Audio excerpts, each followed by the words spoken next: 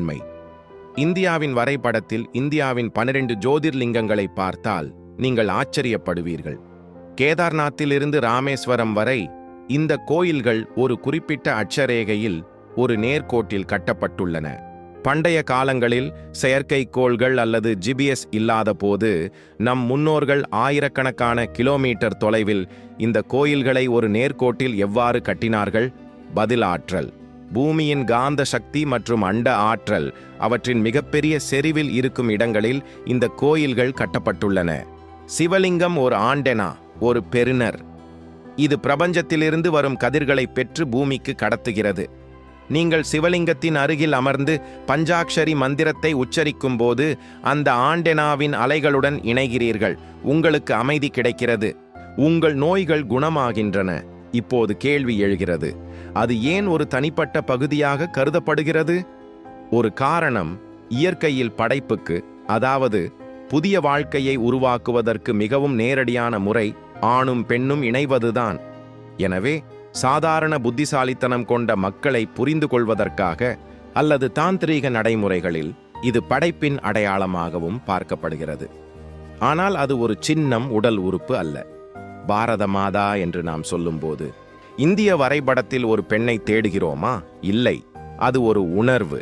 அதேபோல் சிவலிங்கம் என்பது மனிதனுக்கும் இயற்கைக்கும் இடையிலான ஒற்றுமையின் தத்துவ வெளிப்பாடாகும்.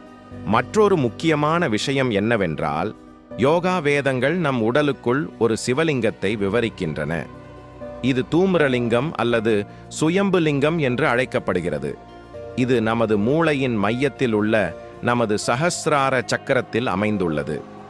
குண்டலினி சக்தி விழித்தெழுந்து எழும்பும்போது அது இந்த லிங்கத்தில் இணைகிறது. இது சுய உணர்தலை குறிக்கிறது. இதற்கு உடல் உறுப்புகளுடன் ஏதாவது தொடர்பு இருக்கிறதா? நிச்சயமாக இல்லை. இது ஒரு ஒளிப்புள்ளி, நனவின் பிரதிபலிப்பு. இன்றைய காலகட்டத்தில் நாம் நமது கலாச்சாரத்திலிருந்து துண்டிக்கப்பட்டிருக்கும் போது இந்த மூட நம்பிக்கையெல்லாம் நாம் கருதுகிறோம். வெளிநாட்டு உணவை உண்பதன் மூலமும் வெளிநாட்டு மொழிகளை பேசுவதன் மூலமும் நாம் நம்மை நவீனமாக கருதுகிறோம். ஆனால் நம் முன்னோர்கள் கதைகள் மூலம் நுட்பமான இயற்பியலை நமக்கு கடத்தினர் என்பது நமக்கு தெரியாது. நீங்கள் சிவலிங்கத்திற்கு பால் படைக்கும் போது சில அறிவுஜீவிகள் பால் வீணடிக்கப்படுவதாக கூறுகிறார்கள். அதை ஒரு ஏழைக்கு கொடுங்கள். இந்த வாதம் மிகவும் கவர்ச்சிகரமானதாக தெரிகிறது. ஆனால் உங்கள் திருமணத்தில் லட்சக்கணக்கான ரூபாய் மதிப்புள்ள பட்டாசுகளை வெடிக்க கூடாது என்று யாராவது சொல்லியிருக்கிறார்களா? அதை ஒரு ஏழைக்கு கொடுங்கள். உங்கள் பிறந்த நாளில் கேக் வெட்டக்கூடாது என்று யாராவது சொல்லியிருக்கிறார்களா?